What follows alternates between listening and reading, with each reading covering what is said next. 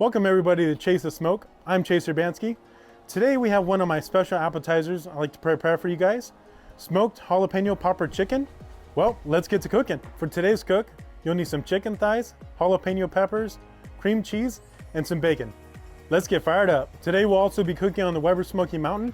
We're gonna keep it on there until you get your internal temperature around 165, 170, just to make sure the chicken's cooked all the way through. And then we're gonna be pulling it off, glazing it, and then putting it back on so that way that glaze will tack back on. First, we're going to be removing all the ends off the jalapenos. Then we'll be splitting them in half.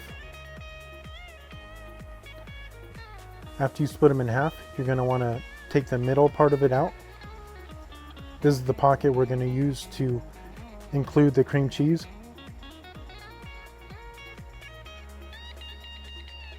I make sure to get all the seeds and stuff out. It makes it not as hot.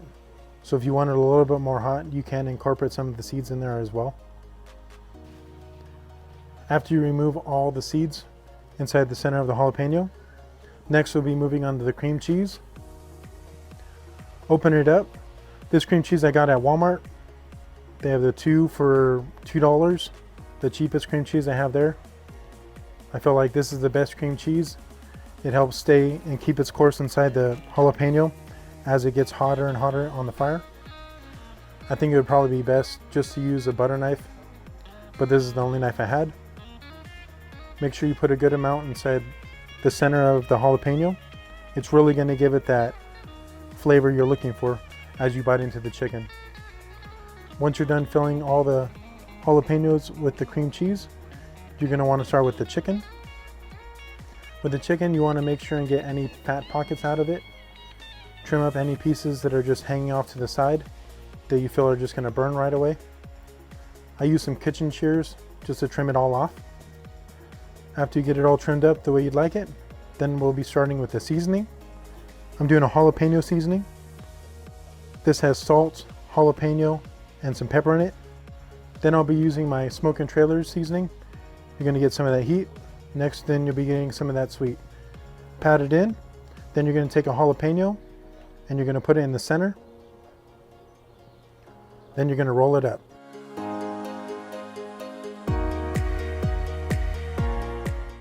After you roll them up, you're going to want to apply some more seasoning as well, just to make sure you have that great seasoning all over, top and bottom.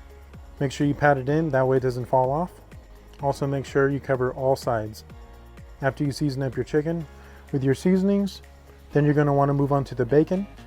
Open up your bacon and stretch it apart. It's definitely going to help you in the long run to be able to wrap that bacon all the way around the chicken. This is going to help hold everything into place. Bacon makes everything taste good. I double wrap mine. That way I make sure it goes all the way around.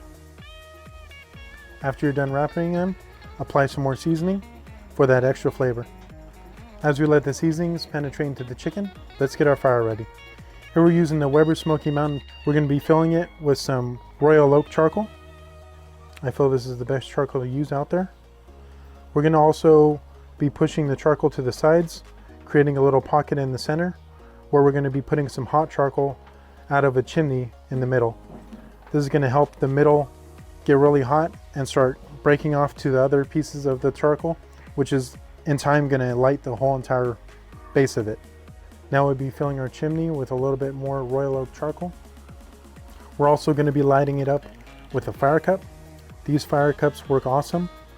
They light real easily and they burn for a long time, making sure your coals are really up to heat.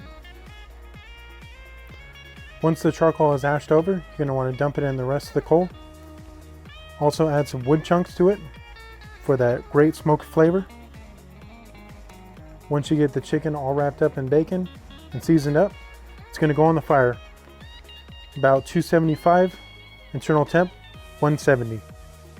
Now I'd like to take this time to give a shout out to Milo's Meat Shop here in Gilroy. Awesome, great shop. Tons of meat to choose from. Tri-tip, brisket, ribs, Wagyu, you name it, he's got it. Go check him out here local in Gilroy off of 10th Street. He'll hook you up. Once the chicken's hit an internal temp of 170, we're going to pull it off the fire take it over back to the cutting board, and we're going to drain all the juices out. Then you're going to get some foil, put it on the grill grates where you're going to be setting your chicken. Then we're going to be basting it with some barbecue sauce to add some extra flavor. Then you're going to let it cook for another 10 to 15 minutes to let that sauce set onto the meat. After that, you're going to be taking them off, setting them down. Time to cut her open.